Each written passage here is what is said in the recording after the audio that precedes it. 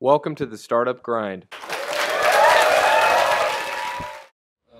Philipp is Europe's general manager at Telenav, ex-Skobbler. So before that, he was co-founder and CTO of Skobbler, which was successfully sold to Telenav in 2014. Skobbler is one of the few profitable consumer app companies and has won various prizes such as the Navtech LBS Challenge in 2009 as the most innovative European LBS startup, and currently has over 4 million users.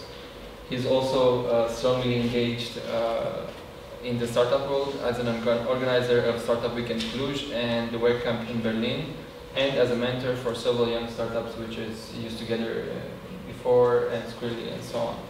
So please welcome Philipp with a big round of applause. So Philipp, you're no strange face to the local community. Therefore, we will try to get as much as possible,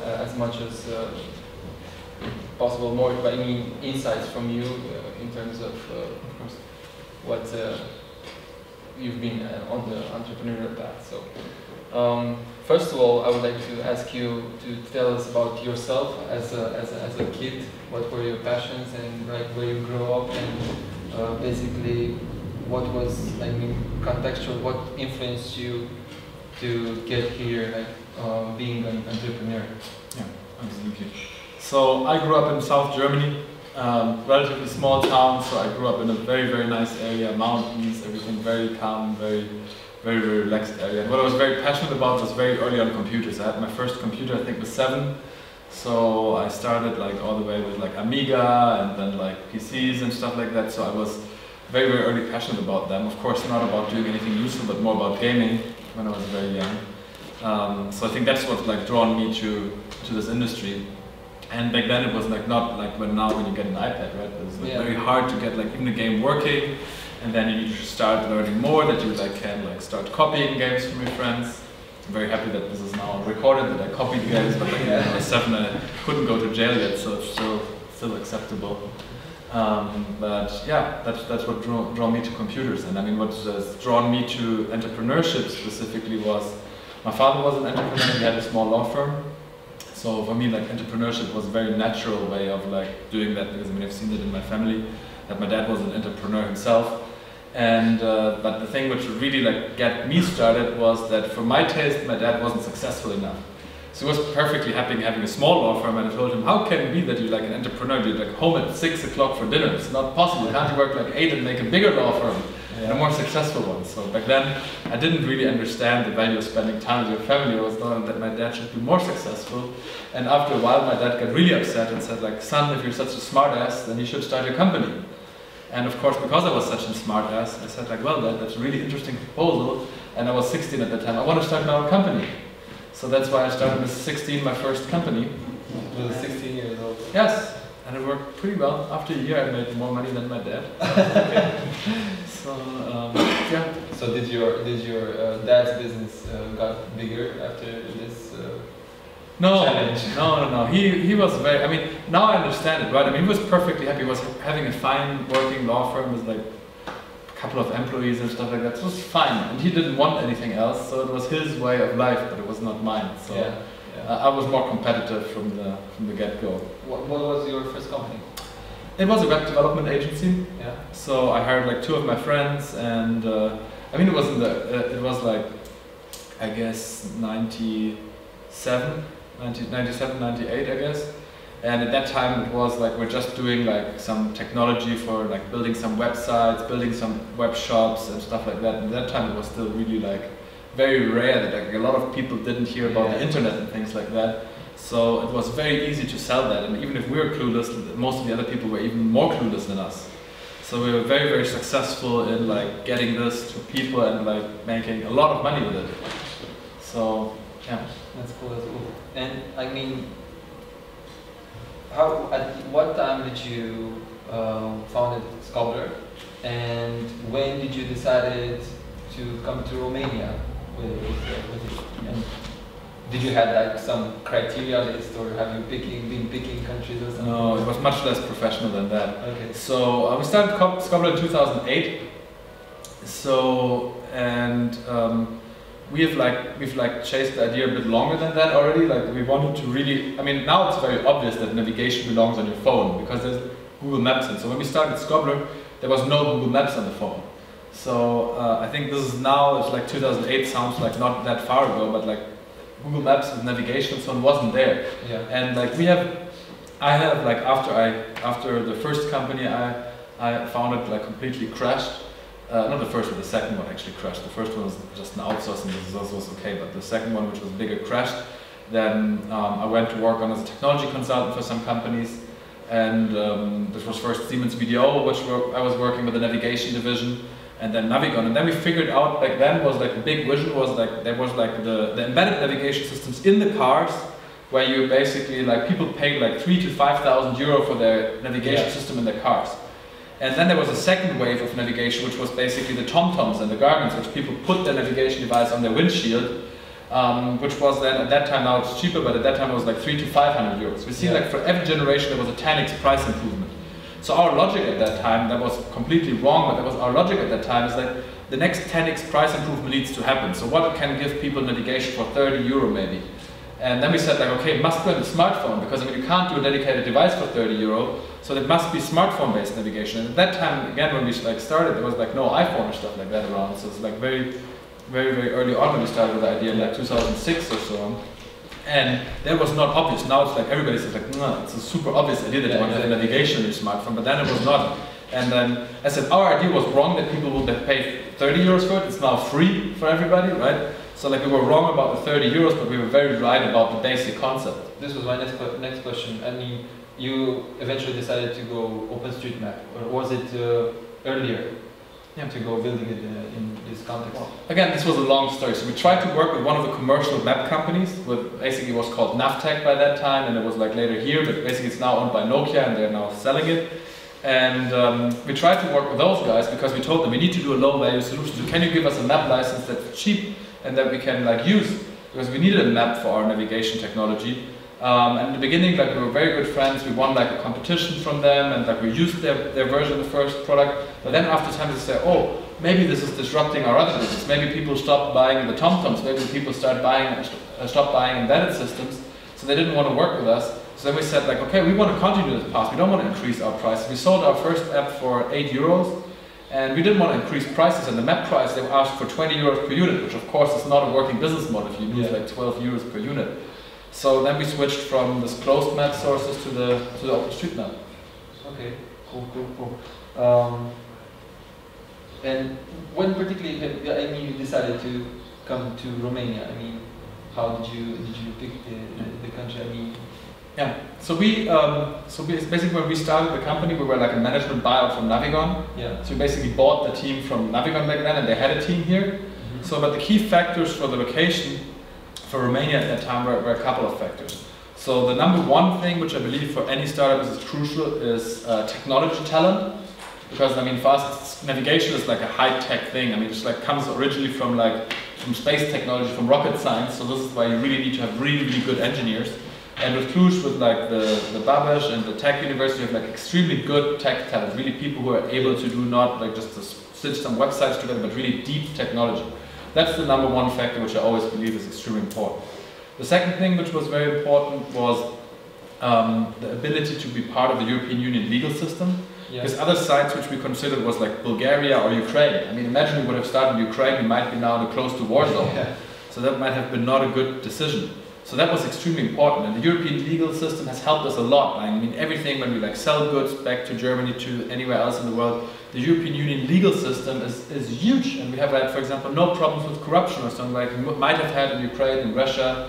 So we've been like completely safe and shielded on that side. So that was extremely important for us to have a good legal framework. And like have people the ability, right? People from Romania can travel to Germany anytime. So if we need to like send somebody to like one of our customers to Mercedes or so on, we can just send our engineers to Germany without a visa, without anything. It's a huge advantage to be part of the same legal framework. The third thing, which was extremely important for us, besides the legal framework, was also like the connections, right? I mean, like if you look at some other cities in Cluj, like Brasov doesn't have an airport. Or some others have really bad airports. So Cluj has a really well-connected airport. You have like flights to multiple German cities and so on. So that was really important for like at me in the beginning when I wasn't here, that I have the ability to travel in and out. Yeah. So that was very important. And then of course also like the obvious factor that like on the price competitiveness, Cluj was like amazing. It is still very, very good now. So like that you can like do with much less money, much more, is a huge factor obviously. So that's a good list of your points of taking. You managed to grow and build a team of over 60 people. So what was the creative, the most difficult thing to do in terms of building the team? I think the beginning was the hardest. So I think in the beginning we had very specific expectations what we wanted to have from the people. So in the beginning it was, for me, was really crucial that we get out of this hierarchical thinking, which you often have, like, which I back then found it like very embedded still in like culture, like where you like see like you see like I was talking about this as different things. So I'm of course generalizing, but a lot of it like people in Romania, they're afraid to criticize the people above them. So like they expect that from the top the orders come and the below they execute. Yeah. And this is not very good for a startup, because as a startup you need that people tell you about problems, because you have problems all the time. You know, if my job is like to manufacture like 1 million of these bottles, then I can perfect the process and then just stupidly follow it.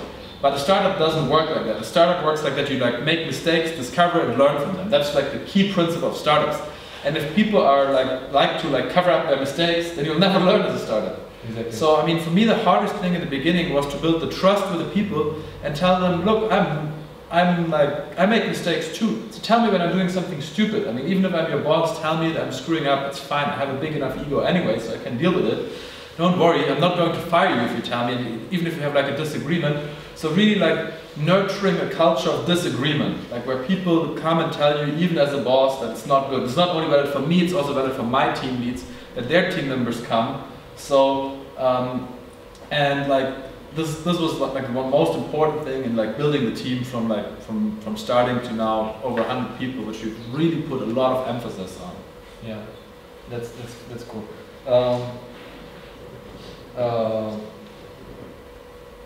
What are your thoughts? I mean, we're going to go now a little bit back into the tech side.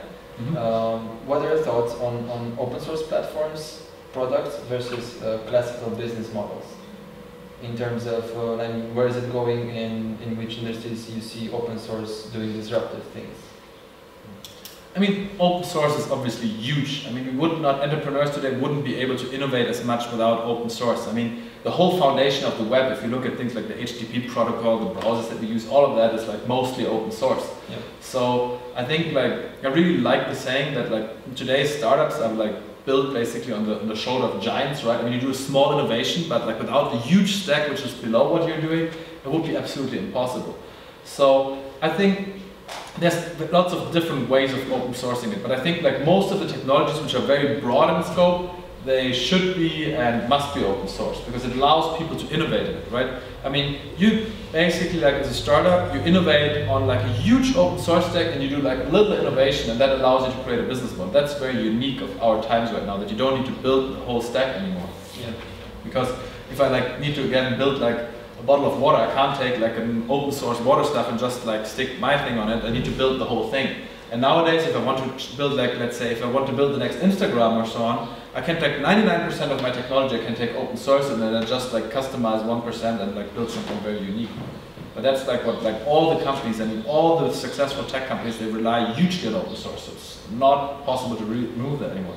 On the thing which you asked about business models, yeah. So I think there's like huge amounts of literature what you can do on them. So like typical business models is either you build a service business model that you charge like for services on top of it, of your open source technology. A good business model is that you do like dual licensing, that you like have like an open source version, community version, and then you have like a certified version. So that's a really good business model, especially if you're an enterprise. If you're a consumer, it rarely works. Like very few examples in consumer have like completely open sourced anything. So it's like open source works especially well for B2B enterprise technologies, enabling technology that works really well because there's often like a service in this kind of component. If you're like a strong consumer startup, you can like have lots of your technology you can open source. Like Facebook has like tons of open source stuff, but you can't like open source your core competency. I mean, Facebook is not open sourcing their mobile app completely, so they would not do that. Yeah. So I think there's always like I'm not a radical person. I think like whenever you can open source something, I mean, we also at Skobbler, we open sourced some of the components that we worked on and some of the data that we worked on because to give back. But we would, like some of the other stuff, we would, for example, probably not open source our routing algorithm. Although I would really like that from a personal perspective, most likely from a business perspective, it would not make sense at that point, unless we differentiate on another layer. I asked you this question because with our first guest here, Startup Grind, with Mukul, he also, I mean, he mentioned that everything will go open source. So that's why this question like stick to me, and that's why I was asking you. So I was trying to see if you have a different. No, I don't think everything will be open source. I don't think everything will be open source. I don't think everything needs to be open source. I think everything that's really like, I mean, we see that everything gets commoditized. So I think much more stuff will be open source than it is right now. So I mean, we'll have like really radical open source components where you can like download like 3D printing models for chairs in open source and stuff like that. So there will be a lot of that stuff. But a lot of times when you add value to something, then that will happen, right? Nowadays nobody makes money on a browser anymore, so that's open source right now. And probably maybe tomorrow the next level of the value chain will go open source. Maybe tomorrow like App Store technology will be open source and like lots of other things which are higher up the value chain. But I don't think that we will be in a world where like everything will be open source. I think there will be always a good collaboration between like open technology and like some proprietary technology. Okay, cool. Now going back to, I mean, it's true. I mean that you sold Skobbler for 24 million to Telenav. I mean that was what was written in the media. Yeah, it was like more than that because we got like some earnouts and things like that. But we also signed the contract that we're not commenting on that. Yeah, of course. So, but it's true. My question was in fact, I mean, until you got to that point, you experienced a lot of pitching, a lot of negotiating, a lot of searching for the venture, for the firm to basically the perfect firm for perfect company to acquire Skobbler. How was that experience, that path for you? I mean, in terms of going and searching and pitching and. Oh, it was ups and downs, right? I mean, so we had like amazing times when we were thinking like we're like building the most successful company in the world and everybody wants to partner with us, and sometimes where we think that we're going to fail. So it's like almost any startup has experienced was a huge roller coaster ride. It was definitely not like from the beginning to the end sure that we were going to succeed with that. So, I mean, I've probably pitched Skobbler more than 100 times to like VCs, partners. I mean, we have to 2 of the 5 biggest tech companies in the world, we tried to sell our company. In that case, unsuccessfully, but so we have like pitched our company like many times, and sometimes it worked really extremely nicely, and sometimes it worked bad. And sometimes I think a lot of it is like when you pitch your idea, you always like. I mean, it's not only that you're trying to sell something, you try also from the other side to see if there's like a fit, right? Sometimes we got the opportunity to take some venture investments and we denied it because we didn't want to work with those guys. So we followed a very unusual model. I mean, at the time when we sold Skobbler, like 70% was still owned by the founders. So we have not followed like a traditional VC model. Although I've pitched to like dozens of VCs, we like turned a lot of them down because we didn't want to like turn away control of the company.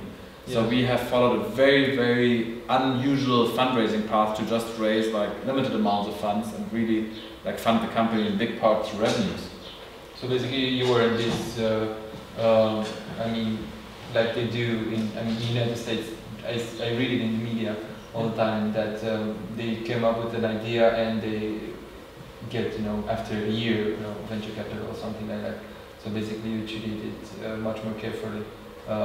What do you think about this bubble of venture capital which is going on now in the United States? I mean, they're writing about it a lot, so that they're investing money in, not disruptive or not so technological, innovative ideas, copycats more, but they're investing more. Well, I mean, let's see it like that. I mean, we're at a level where technology can, like in a few years, change a whole industry. I mean, this was completely unprecedented. So that's why I'm not sure if it's a bubble. I know that there's huge investments, but if you look about like simple facts, there's this like amazing presentation that like the biggest taxi company in the world, Uber, doesn't own a single car anymore.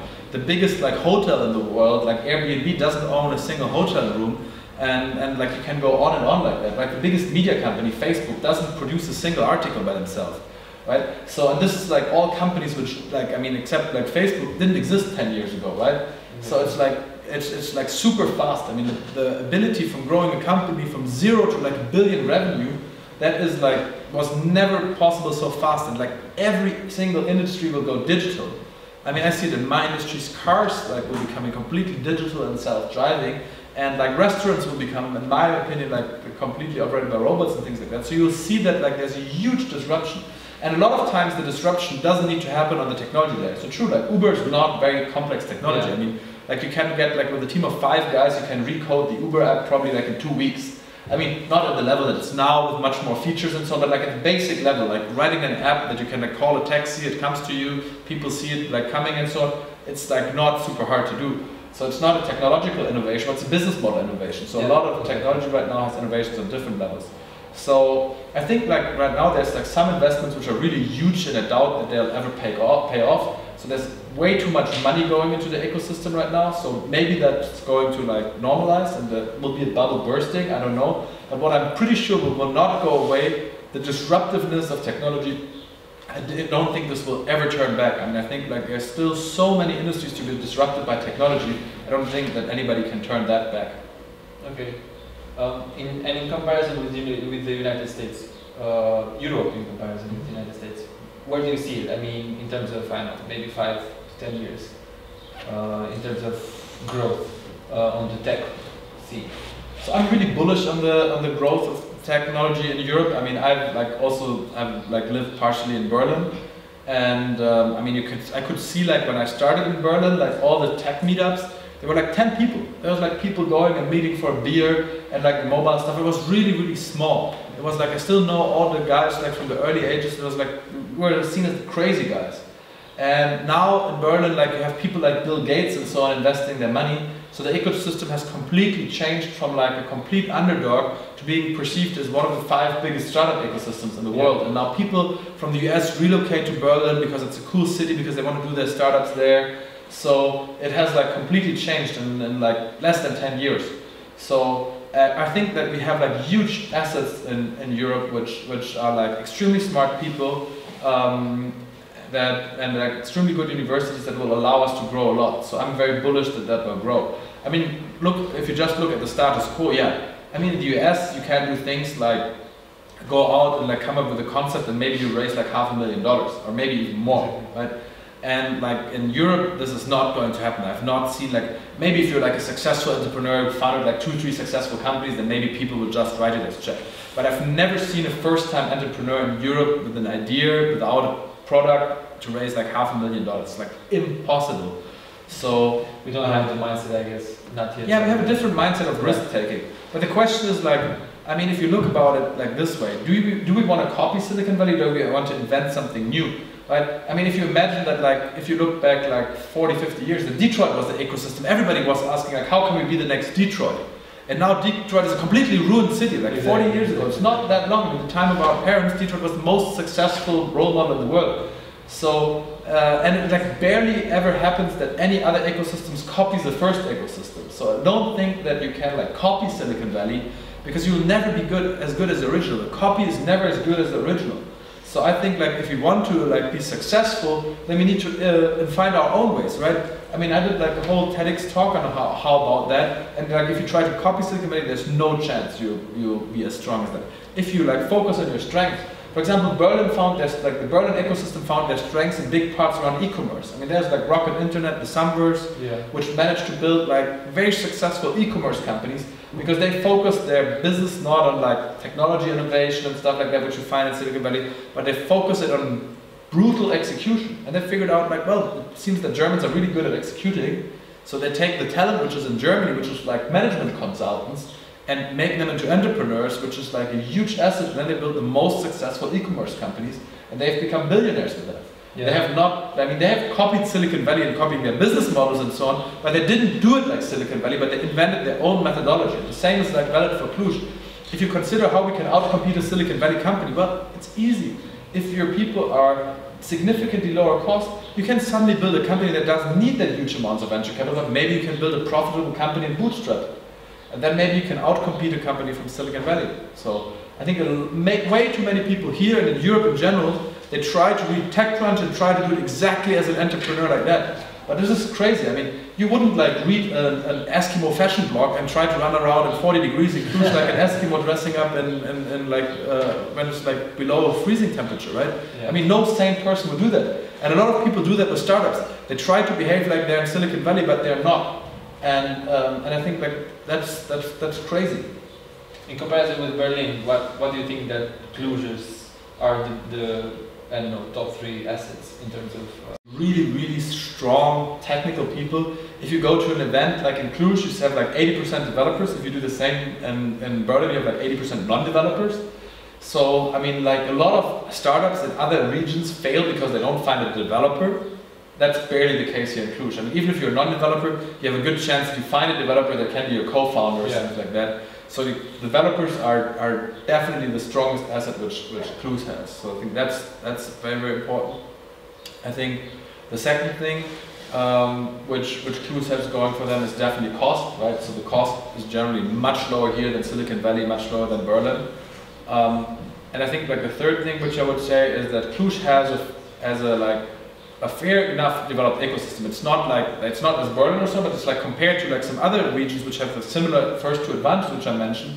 Like if you look at other cities in Romania, for example, that has like a very good ecosystem right now. I mean, it has like a lot of entrepreneurs, it has like a lot of like startup events and so on. So like not in comparison to Berlin, it's a strong side, but in comparison to a lot of developing ecosystems, Cluj is already ahead in the way that it's developed. What do you think that, like, I mean, Cluj entrepreneurs, or maybe in general, what do you think that they do wrong? I mean, what's the biggest mistake that they do in terms of their failures? Well, the biggest mistakes for most of them is they still work for outsourcing companies, because I mean that's like the huge number one thing, that the people are very comfortable in Cluj, right? So people make decent salaries and they're very risk averse. I mean, it's like in Romania there's this mentality which is similar to German mentality, that like if you tell your parents that you quit a high-paying job and started your startup, they think they should send you to the doctor because something must be wrong with you. And that's like the problem, right? In Silicon Valley it's very cool. I mean, it's this kind of mindset, right? It's like I had this discussion with our CEO in Silicon Valley, and he had the same discussion with Japan, and somebody was saying like, yeah, we're in Japan, we're now like a startup ecosystems, we have like all the events and stuff like that, and we're like beating Silicon Valley. And then he asked them like, are you going to quit your job and start a startup? And like he said, no, my wife's going to kill me. So, I mean, the point is like, if you have this kind of mindset, that's a huge problem. So people need to like be okay with failure, right? I mean, it's not like you're going to starve on the street and die if you're like doing a startup, even if it fails, right? Reality about startups is like, even in Silicon Valley, 80–90% of startups fail, and that's okay. It's like, consider a startup like school. I mean, you don't get money from school, so you end up without money after school anyway. So consider a startup like that, and it has a huge upside, and you might get rich with it. So maybe it works better than school. But like, don't do a startup only for money. Do it because of the experience. Do it because you want to solve a problem that's huge and that you could tackle. And if you do it for that reasons, then maybe you'll get a very successful entrepreneur. And like, you need to encourage other people. I mean, like, if everybody's looking at you crazy if you're an entrepreneur, then a lot of people will not dare to be one. That's quite an interesting comparison. I mean, with the school, this is the first time when I hear it. That's cool.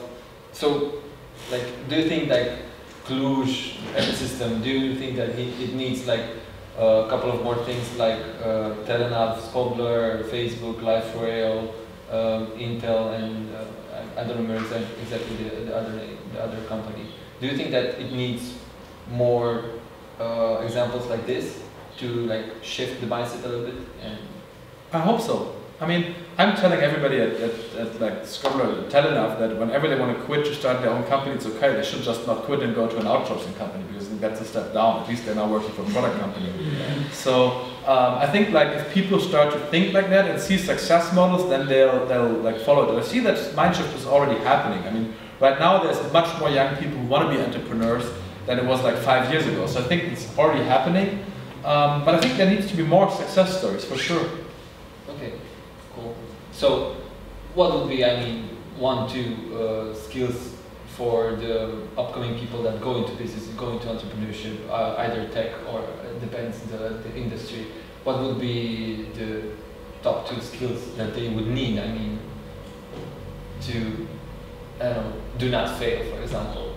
Let's take it just for the people, not the team. I think failing is fine. They should just like recover from failure. They should just not have failures. But I think actually entrepreneurship is, in the biggest part, it's not so much about skills.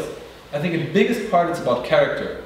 I mean, I had this amazing advice from my Mexican professor where I did like my master's, write my master's thesis, and I did not understand it for 10 years. And like he told me like how you find the best people, because like you tend to look for people like by technical skills and so on. And he said like this complete nonsense. It's all about character. Why? If you have character, like you need to have two things combined. You need to have a good character and intelligence combined, then you'll figure out every problem. What does character mean in the sense of an entrepreneur? Character means like perseverance, that you're like, because you'll fail with your startups many, many times, and like the skill set to like still pull on and like recover from your failure, and like do it again and do it again against all odds. That's like the #1 skill which you need to have as an entrepreneur. To just like, if people don't give you money, I mean, a lot of people like they present an idea and they say, oh, I presented it to 3 venture capitalists, they didn't want to do it, I gave up. That's like the most common reasons for startups is just to give up. It's not like because they couldn't do it anymore, whatever. They just give up. That's the reason why startups fail. So that's like perseverance is like a big part of character, which I believe is extremely important. And then the second part, which I believe is extremely important about the character of people, is the ability to work hard. So I mean, startups are not like a regular 9-to-5 job. If you're not willing to work hard, the chances are you're not going to succeed in a startup. So that's also, in my opinion, part of the character. And this is, I think, what really matters, because I think like all technical skills, all the other things you can figure out. I mean, nowadays you can find everything online. If you're not a marketing expert, if you're really perseverant, I mean, like a lot of the startups, I mean, consider the Google founders. I mean, they like had no ideas about branding, they had no idea about marketing, and they just called their search engine Google because it's like a funny number Google, like a big number how a kid would call it. I mean, this is like any branding expert would slap you with a branding book around the head if you like name it Google, and like it's now one of the biggest companies in the world. So like oftentimes like people say like I can't do this because I don't have this skill, I don't have that skill, and I think it's nonsense. If you really want to do it and you have like the right character, the right intelligence to do it, then you can do it. Because I mean, people with much worse skills than you have succeeded in creating a successful company. That's true. That's true. Coming back to something that you mentioned earlier about technologies that will disrupt different industries. Like, what do you think that are which industries and what type of technologies do you think that they are awaiting us? I know in terms of maybe in 5 or 10 years from now on. I think the more interesting question for me would be which industries will not be disrupted, because I think like virtually every industry will be disrupted. And I think what will be the biggest will be like a combination of like artificial intelligence and robots, because if you think about like the different stages of the internet, like what kind of disruption we had, right? So in the first phase of the internet, like the biggest disruption was like e-commerce, right? Like all the brick and mortar stores were like, and there's still like this disruption still takes on. I mean, I know in Romania it hasn't fully arrived yet. So I mean, because you don't have, for example, Amazon here still. At least you have like you have good e-commerce shops and so on. But I think like this was like a big part was bringing stuff digital. And then the second stuff was like making all like business process online. And the next stage, which I believe is happening, is like think about which jobs can be digitized. And I'm going much further than most people would be. Like consider like the industry that I'm in, right? Drivers. Right now, there's absolutely no need for having a driver in a few years anymore. And like there's millions of people working as drivers. So I think like the whole car and driving industry will be completely disrupted. Because if you have self-driving cars, the whole transportation will be like very, very different from how it is now. If you look at like even like other industries like which very few people think about the restaurant industry. How inefficient is it that you have like a cook? I mean, I think like personally for me, I'm getting like really, really annoyed that I can't like, when I go to a restaurant, I can't really customize the meal like I would want to have it, right? Because like the cook does his stuff and he does his recipe, but maybe I like it more spicy than you do, and like whatever. And I could like, if I have like a learning app that says like, I like this food, I don't like that food, if a robot is cooking it, it will be much better. So I think like very few industries will remain like they are right now. So I think like, for just to give you a few examples, I think like transportation will be completely disrupted with self-driving cars, with drones delivering stuff. I think like the food industry with like cooks and like serving and stuff like that will be completely disrupted. I think like manufacturing industries. I think it's ridiculous that we still order that we all go to Zara and go some pre-manufactured clothes which don't fit anybody. I mean, why don't we have like tailor-made clothes for everybody? Because like a robot can like sit in the store and just like cut your clothes and manufacture it, right? So I think the clothing industry should be like completely disrupted. And shoes and stuff like that. We wear shoes which don't fit ourselves and super unhealthy, right? And so I think like many industries, personal medication. So I think one book that I can really recommend is like from Peter Diamandis, like called Abundance, where he like argues about like coming together with these industries. I strongly believe in that. Maybe not all in the next 5 years, but for sure in the next 10 years. Okay. I mean, there's also one thing which I've heard about. I mean, it's on the way of also discussing about beacons. Mm-hmm. So in terms of disrupting the social media and marketing, and I mean the next how is the next Groupon? Groupon failed in terms of spending and so on, and now the other thing which is coming is beacons. So maybe I don't know if do you have any idea of, on the beacons and? Oh yeah, I mean I love like Onyx Beacon, for example, from Cluj. So it's that's a very good example. I really believe in them, and like so I think they're an amazing startup.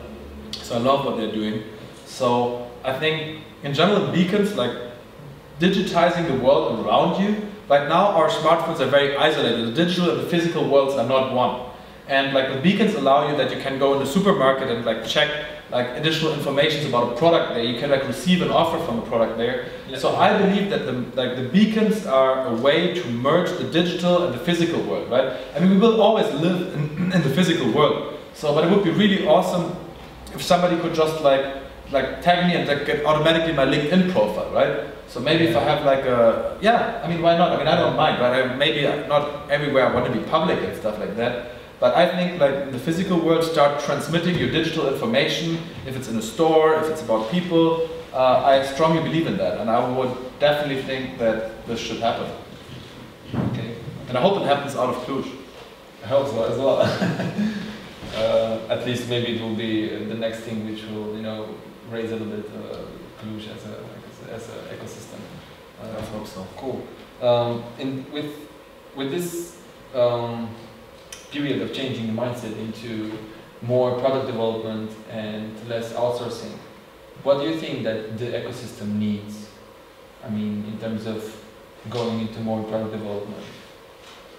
I think what Cluj really needs is like, as I said, it has very good developers already. I think what Cluj needs is it still needs like good designer and UX people. So that's extremely hard to find in Cluj because the universities in Cluj are more focused on art than on design or UX. So a lot of people studying that, they don't learn very useful skills. They learn more like how to create a sculpture, stuff like that, which doesn't translate very well in the digital world, unfortunately. So I think the design and UX people, I think marketing. I mean, it's like you're like from many of you like the areas here. So a lot of the marketing professors, they like learned in communism, and communism wasn't very famous for good marketing because like if you have one product, it's not that hard to sell it. It's like take it or leave it approach, which doesn't really work well in the digital world again. So I think that's definitely needed. And then like business skills. I mean, I think although I'm very like in some areas I'm very skeptical about outsourcing, I think outsourcing has done a fantastic job of raising the skill sets also on the business side. Like a lot of people here in the last 5 to 10 years have learned how to do business with multinational corporations, do big deals and so on. So I think like on the business side it's already happening that you have like a lot of people who like from the outsourcing companies, they learn how to think with an international mindset and they don't think like a local Bishnitsa or something like that. So I think there I'm very optimistic. I think on the marketing side it's also now starting to happen, and I think like on the design side it will happen pretty soon as well. Okay. I didn't knew that you know names like words like this like Bishnitsa. That's really local. So what were your what was your best and worst business decision? Oh, that's extremely hard. So I mean, I think the best business decision probably was like starting Skobbler because that worked out really well. Okay. So and like a couple along the way. I mean, I think along Skobbler we were very lucky with a lot of like things. I mean, we were like really had a good timing that like the iPhone came around, so we made the business decision to focus our products on the Apple devices, and we made like amazing revenue with that. I mean, we made more than $10 million revenue on the Apple platform over the existence of our app, so this is really nice. So this was really, really good decision. And I think what was my worst business decision? I think like a lot of times, like when my first company was around, I mean the worst and the most costly business decision which we had, like the first company I co-founded, we got an offer close to like 100 million and did refuse to sell.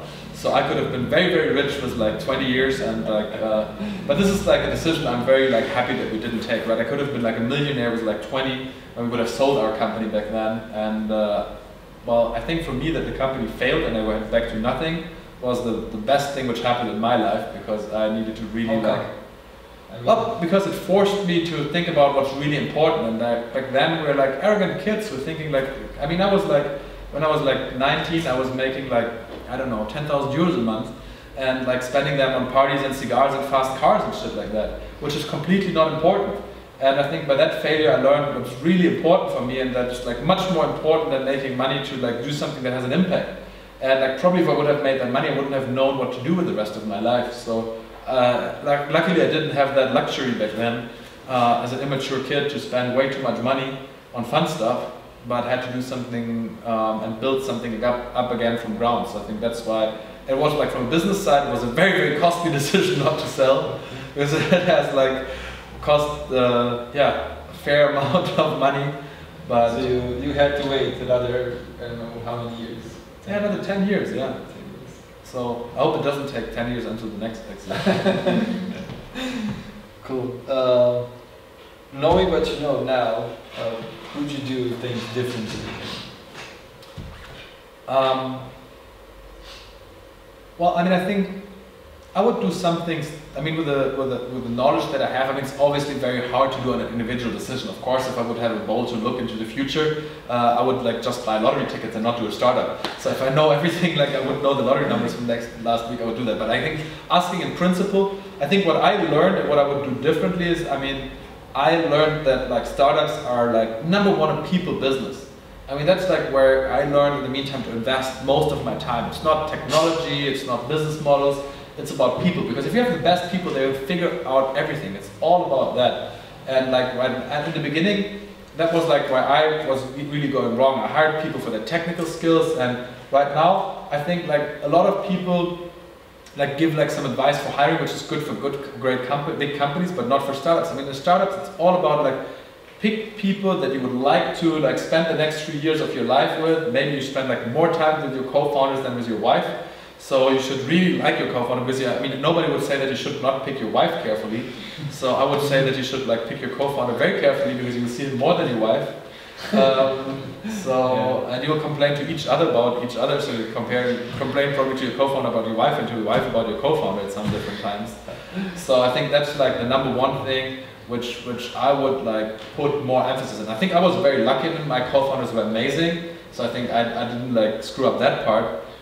But it was more due to luck than to careful selection. Like we did mistakes on the first few people that we worked with, and we had to let go some of the first people that we worked with, and that was very painful because we didn't like carefully select that. So I think the #1 thing that I would do different is to emphasize much more the people part. Okay, cool. So that's a good advice. Philip, that's about it from me, and I would really like to thank you for the invitation. So I hope that's a great answer. Thank you, Philip. Let's give him one. Thank you. And see you around. Yeah, of course. Feel free to network. You can get some water if you're thirsty. So water.